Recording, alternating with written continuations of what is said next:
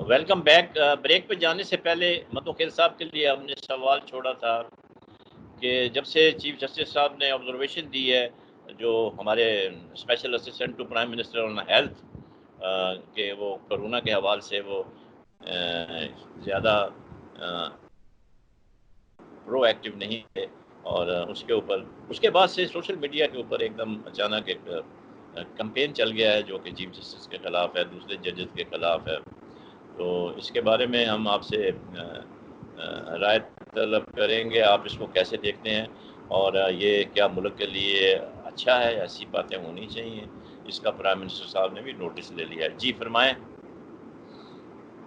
यकीनन आप सही फरमा रहे हो, क्योंकि हमारी बदकिस्मती ये है कि जिसको कोई इलेक्ट्रॉनिक मीडिया पे चांस नहीं मिलता है वो सोशल मीडिया पे अपना वीडियो बना के और जिसकी मर्जी है वो कपड़े उतारना शुरू कर देते हैं। तो ये यकीनन एक गलत रिवाज है, और इसके लिए तो पहले भी FIA सरगर्म थी, मगर इनके पास, क्योंकि मेरे तो प्रैक्टिकली हमारे पास केसेस आता है, हम उनको भेजते हैं, तो उनके पास इतनी तादाद में ऑफिसर या इन्वेस्टिगेटर नहीं है जिस तरह आम पुलिस स्टेशन में होता है। क्योंकि कराची में एक ही जगह पे अगर इतनी बड़ी 3.5-4 करोड़ की आबादी के लिए एक ही दफ्तर मौजूद है, तो आप बाकी डिस्ट्रिक्ट का खुद अंदाजा लगा लें। तो इस हवाले से, और फिर पिछले महीने में एक और खबर भी आई थी कि प्राइम मिनिस्टर ने जितने भी चैनल वाले इनको सोशल मीडिया के जो चाहे फेसबुक हो चाहे ट्विटर हो, इनकी इदारों को, जिम्मेदारों को बुलाया था। तो मैं नहीं समझ रहा हूँ कि वो फिर क्या मामला कहाँ तक रुक गया।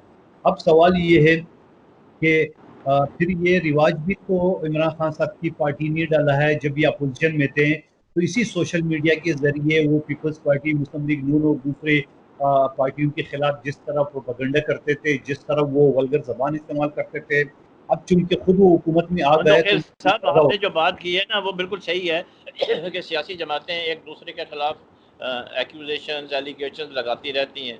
मैं तो बात कर रहा हूँ चीफ जस्टिस को, तो आप सियासी जमातों के साथ ना मिलाएं प्लीज।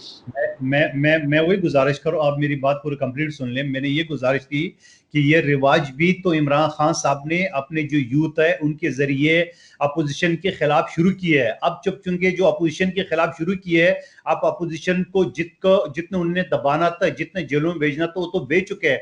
अब उनके पास जब चीफ जस्टिस साहब ने उनके खिलाफ मुंह खोला, जबान खोला, तो उनके खिलाफ शुरू हो गए।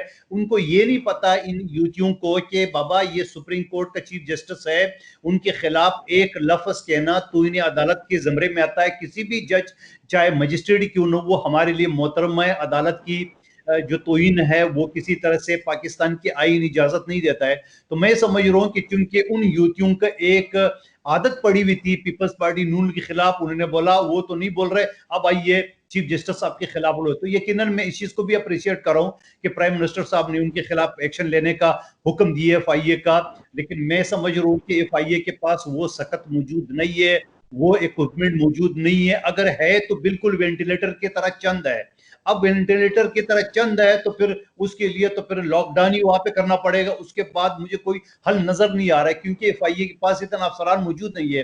तो मैं समझ रहा हूँ, मैं बल्कि आपके प्रोग्राम की तवज्जो से वफाकी हुकूमत को ये तजवीज़ दे रहा हूँ कि ये जो सोशल मीडिया के जरिए जो आपने FIA को टास्क दिए, ये टास्क आप पुलिस स्टेशन को, थानों को भी दे दें, ताकि हर जिले, हर डिस्ट्रिक्ट और तहसील में ये इन्वेस्टिगेटर, ये तफ्तीशी अफसरान मौजूद हो, ताकि ऐसे केसेस का वो कला कमा कर दे। अदरवाइज एक FIA की बस की बात नहीं है। आप 4 आदमी को पकड़ेंगे, 4 लाख को पकड़ेंगे। बिल्कुल सही है। मैं इसमें ज़मनी सवाल ऐड करना चाहूँगा, वो ये है कि जिसकी मर्जी आती है सोशल मीडिया के ऊपर अपना एक छोटा सा TV चैनल खोल के, वेब चैनल खोल के बैठ जाता है। तो क्या आप नहीं समझते कि इसके ऊपर कोई कानून साजी होनी चाहिए फौरी तौर पर?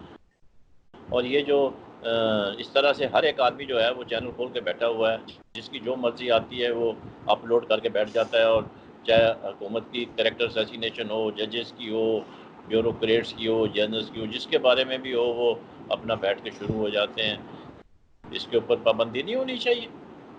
बट साहब मैं गुजारिश करूँ कि ऑलरेडी कानून बन चुका है, साइबर क्राइम एक्ट 2016 ऑलरेडी मुल्क में राइज है, और वो ऑलरेडी कानून साजी हो चुकी है कौमी असम्बली सेनेट के सतह पे, वो कानून मौजूद है। मेरी गुजारिश सिर्फ इतने हैं कि वो लिमिटेड है वेंटिलेटर की तरह। वो सिर्फ महदूद है एफ आई ए की तरह। अब एफ आई ए के पास इतने अफसरान कहाँ से होंगे कि जो दूसरे केसेस को भी छोड़ के सिर्फ साइबर क्राइम के ऊपर जो करोड़ों की तादाद में लोग हैं वो कहाँ से गिरफ्तार करेंगे, कहाँ से तफ्तीश करेंगे। मैंने तो आपको एक छोटा सा मिसाल दी है 3.5-4 करोड़ की कराची शहर की जो एक दफ्तर है। आप लाहौर की, जोत की और तुर्बत की और ग्वादर की तो मैं बात ही नहीं कर रहा हूँ। तो मैं आपसे गुजारिश कर रहा हूँ कि मेरी तजवीज़ है आपकी तरफ से कि साइबर क्राइम को आप उसको एक्सटेंड कर रहे हैं एफआईए से आगे जाके पुलिस स्टेशन को भी दे दें, ताकि वहाँ बड़ी अक्सरियत में अफसरान, पुलिस अफसरान मौजूद है, सब इंस्पेक्टर मौजूद है, वहाँ भी एक सेक्शन बना दे हर पुलिस स्टेशन में। तो इस चीज को आप कंट्रोल कर सकते हो, अदरवाइज नहीं कर सकते हो। एक ही आपके पास वही रास्ता है जो मैंने पहले ही आपके एपिसोड में कहा है कि लॉकडाउन कर रहे हैं आप, पूरा का पूरा फेसबुक, ट्विटर मुकम्मल तौर पर बंद कर रहे हैं, उसके अलावा आपके पास कोई चारा नहीं है। जी बहुत शुक्रिया। मैं आखिरी सवाल आपसे ये पूछना है, वज़ीर आज़म साहब ने जो गरीब लोग हैं, डेली वेजेस हैं, तकरीबन 1,20,00,000 लोगों में 12,000 रुपये पर हेड तकसीम करने शुरू कर दिए हैं। 1700 मराकज़ खोले थे उसके हवाले से, और इसमें तकरीबन 144 अरब रुपया जो है वो गरीब लोगों में बांटा जाएगा। आप इस एहसास प्रोग्राम को कैसे देखते हैं? क्योंकि ये एक गरीबों के लिए प्रोग्राम है और उसमें मज़ीद भी कह रहे थे कि और भी लोगों के लिए जो है मुख्तलिफ पैकेज की सूरत में आएगा। राशन इसके अलावा भी बांटा जा रहा है, और सुनने में आया था कि जी 8 अरब रुपये का राशन जो है वो सिंध हुकूमत ने भी बांटा है, लेकिन 8 अरब में तो दूध की नहरें बह जानी थी सिंध के अंदर। लोग तो तड़प रहे हैं, वो छोटे छोटे पैकेट दिखा रहे हैं 2-2 चीज़ों के, जो कि 3 आदमी क्या एक आदमी भी नहीं खा सकता। इसके ऊपर भी थोड़ी रोशनी डालें। भट्ट साहब, मैं सिंध से शुरू कर लेता हूँ कि सिंध हुकूमत ने कोई 8 अरब रुपये खर्च नहीं किए। बिल्कुल सिंध की तर्जमान ने, सिंध की वजीरों ने इस चीज़ की बाकायदा मीडिया के जरिए बाकायदा उसकी तफसील बताई। 1 अरब को 8 करोड़, सिर्फ 8 अरब नहीं है, और हर डिस्ट्रिक्ट को 29 डिस्ट्रिक्ट को 2-2 करोड़ के हिसाब से दिए। उस 2 करोड़ में मैं अपने डिस्ट्रिक्ट वेस्ट कराची की बात आपको बता दूं कि यहाँ बाकायदा 1500 और राशन की जो बैग है वो डेली आ रहा है और वो मुख्तलिफ यूनियन काउंसिल में तकसीम कर रहे हैं। और उस यूनियन काउंसिल में भी जो यूनियन काउंसिल का जो चेयरमैन है, ज़कात कमेटी का चेयरमैन है, और फिर एक लेडी काउंसलर और एक जेंट काउंसलर और 2-3 नोटेबल इलाके का उसके जरिए तकसीम करे। डिप्टी कमिश्नर के पास कोई इख्तियार नहीं है, और उन कमेटी के जरिए भी बाकायदा जो लिस्ट आती है वो कंप्यूटराइज होती है और उसमें डबलिंग भी नहीं हो सकते, क्रॉस की चेक भी होती है। तो ये तो आपको मैं बता दूं सिंध हुकूमत की कोई एक 8 अरब नहीं किया, सबसे पहले ये बात जहन में निकाले। दूसरी बात ये कि जब प्राइम मिनिस्टर की आप एहसास प्रोग्राम की बात करें, आपको याद होगा जब प्राइम मिनिस्टर साहब जोशी आए थे और यहाँ की जीडीए के रहनुमाओं के साथ जीडीए के लोगों ने एतराज किया है कि आप बेनजीर इनकम सपोर्ट का नाम तब्दील कर दें, इसमें पीपल्स पार्टी को फायदा हो रहा है। तो प्राइम मिनिस्टर साहब से बगैर सोचे समझे, बगैर इस चीज से, तो वो बाकायदा कानून एक्ट बन चुका है, उसको बोला कल से तब्दील, जैसा बादशाह हुक्म देते हैं। उसके बाद जाके जो शाह महमूद कुरैशी साहब ने बयान दिया था कि वज़ीर आज़म इमरान खान साहब का फैसला हैमकाना है, ये मीडिया के बाद बात कर रहा हूँ, हैमकाना है, ये एक्ट है, ये नहीं बदल सकते।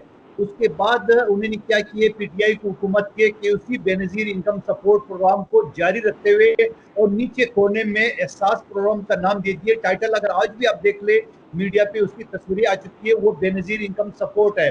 अब उस बेनजीर इनकम सपोर्ट के तहत जब पिछले 3 महीने से जो 3-3 हज़ार रुपए जो देने थे, जो कि बाकायदा रजिस्टर्ड मेम्बरान हैं, 70 लाख लोग, उसमें उन्होंने बढ़ा दिए, इधर उधर से लोगों को जमा करके। यकीनन अच्छी बात है, गरीबों को बढ़ाया होगा, उसमें 1-1 हज़ार रुपए बढ़ा के यानी 4-4 हज़ार करके 3 महीने की 12,000 रुपए दिए। और उस 12,000 की सबूत ये है कि जो कहते हैं कि जो अल्लाह जिसे रिस्वा करे, जलील करे।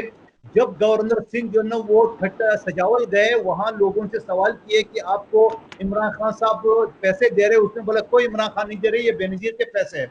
फिर इसके बाद अली जदीद साहब जब कराची में अपने हल्के में गए, वहां पे उन्होंने जब लोगों से सवाल किए तो लोगों ने बोला कि ये तो वही बेनजीर इनकम सपोर्ट का है। तो मेरे कहने का ये ठीक है, आपने काम अच्छा किए, मगर आपने जालसाजी जो की है इसके ऊपर जो ना हमें खदशात है। آپ کو بینظیر کا نام مٹانے کی آپ بڑی کوشش سر کرے آپ تھے. کو احتیاط برتنی چاہیے. یہ مطلب خیل صاحب آپ تو وکیل ہیں, بہت سینئر ایڈوکیٹ ہیں سپریم کورٹ کے. یہ میں جو نے کوئی لفظ غلط بات جال کی ہے؟ سازی ہے, یہ جال سازی ہے, یہ تو مناسب جعل نہیں. سازی نہیں تو اور کیا ہے؟ آپ نے بے نظیر نے انکم سپورٹ کے اوپر آپ نے کونے پہ احساس پروگرام لکھی ہے, تو یہ جعل سازی ہے, یہ قانون نہیں ہے, یہ قانون کی خلاف ورزی ہے. بے نظیر انکم سپورٹ باقاعدہ قانون بن چکا ہے, ایکٹ بن چکا ہے, پارلیمنٹ سے منظور ہو چکا ہے. احساس پروگرام منظور نہیں ہو چکا ہے, آپ نے اپنا لیبل کونے پہ لگا کہ یہ جعل سازی نہیں ہے, تو اور کیا ہے؟ بہت بہت شکریہ قادر خان مندو خیل صاحب, آپ کا آپ نے اپنا قیمتی وقت دیا. ان سے ہم نے بے شمار جو ایشوز تھے ان کو ڈسکس کیا, خاص طور پر مرکز اور سندھ کے جو مابین چپکلش ہے اور جو رنجشیں ہیں اس کے حوالے سے بھی انہوں نے اپنا ویو پوائنٹ دیا کہ 18ویں ترمیم کے بعد جو صورتحال ہے وہ یکسر تبدیل ہو چکی ہے, تو مرکز کو اس چیز کو سامنے مد نظر رکھنا چاہیے.